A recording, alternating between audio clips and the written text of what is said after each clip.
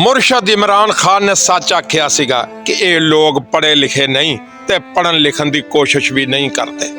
ਕੱਲ ਇਹ ਹਾਲੀ ਨੈਬ ਦੀਆਂ ਟੀਮਾਂ ਤਸ਼ਕੀਲ ਦੇ ਰਹੇ ਸੀ ਬੁਸ਼ਰਾ ਬੀਬੀ ਦੀ ਗ੍ਰਿਫਤਾਰੀ ਦੀਆਂ, ਮਗਰ ਉਹ ਗੱਡੀ ਦੇ ਵਿੱਚ ਬੈਠੀ ਸਮਾਨ ਬਣਿਆ ਤੇ ਸਿੱਧੀ ਡਿਆਲਾ ਜੇਲ੍ਹ ਦੇ ਬਾਹਰ ਕਿ ਆਓ ਮੈਨੂੰ ਗ੍ਰਿਫਤਾਰ ਕਰ ਲਓ।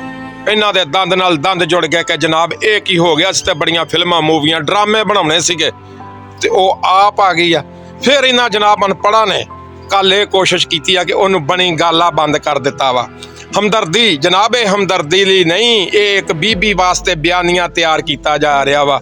ਅਗਰ ਇਹਨਾਂ ਨੇ ਹਮਦਰਦੀ ਕਰਨੀ ਹੁੰਦੀ ਤਾਂ ਡਾਕਟਰ ਯਾਸਮੀਨ ਰਾਸ਼ਦਾ ਦੇ ਨਾਲ ਕਰਦੇ, ਜਿਹਦੀ 83 ਸਾਲ ਉਮਰ ਆ ਤੇ ਕੈਂਸਰ ਦੀ ਪੇਸ਼ੈਂਟ ਆ। ਉਹ ਇਤਨੀ ਕਾਬਲ ਔਰਤ ਆ ਕਿ ਉਹਦੀ PhD ਦੇ ਵਿੱਚ ਜਿਹੜੀ ਆ ਨਾ ਮੈਡੀਕਲ ਦੇ ਵਿੱਚ ਕਿਤਾਬ ਪੜ੍ਹਾਈ ਜਾਂਦੀ ਆ। ਅਗਰ ਇਹਨਾਂ ਨੇ ਹਮਦਰਦੀ ਕਰਨੀ ਹੁੰਦੀ ਸਨਮ ਜਵੇਦ ਦੇ ਉੱਤੇ ਕਰਦੇ, ਜਦੋਂ ਤੱਕ 4 ਮਾਹ ਬਾਅਦ ਜਨਾਬ ਉਹਦੇ ਕੋਲੋਂ ਡੰਡਾ ਬਰਾਮਦ ਹੋਇਆ, ਉਹਦੇ 2 ਛੋਟੇ ਛੋਟੇ ਬੱਚੇ ਜਿਹੜੇ ਘਰ ਦੇ ਵਿੱਚ ਇਕੱਲੇ ਆ।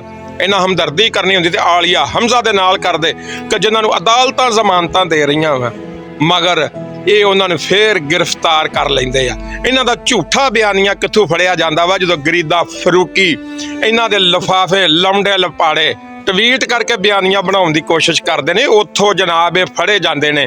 ਹੁਣ ਉਸ ਬੀਬੀ ਨੂੰ ਮੌਕਾ ਦਿੱਤਾ ਜਾਏਗਾ 5-6 ਦਿਨ ਕਿ ਵੇਖੋ ਜਨਾਬ ਉਹ ਉੱਥੇ ਮੁਰਗੇ ਗੋਸ਼ਤ ਖਾ ਰਹੀ ਆ, ਨਾ ਸਰਕਾਰ ਨਾ ਗੱਲ ਇਹ ਆ। ਮੁਰਸ਼ਦ ਇਮਰਾਨ ਖਾਨ ਹੁਣ ਇਹਨਾਂ ਨੇ ਤੂੰ ਆਖਿਆ ਸੀ ਨਾ ਇਹ ਪੜ੍ਹਨ ਲਿਖਣ ਦੀ ਕੋਸ਼ਿਸ਼, ਹੁਣ ਤੇਰੀ ਜ਼ਿੱਦ ਦੇ ਵਿੱਚ ਇਹਨਾਂ ਨੇ ਪੜ੍ਹਨ ਲਿਖਣ ਦੀ ਪੂਰੀ ਜ਼ਿੰਦਗੀ ਕੋਸ਼ਿਸ਼ ਵੀ ਨਹੀਂ ਕਰਨੀ ਤੇ ਆਪਣੇ ਬੱਚਿਆਂ ਨੂੰ ਵੀ ਨਹੀਂ ਇਹਨਾਂ ਨੇ ਪੜ੍ਹਨ ਦੇਣਾ।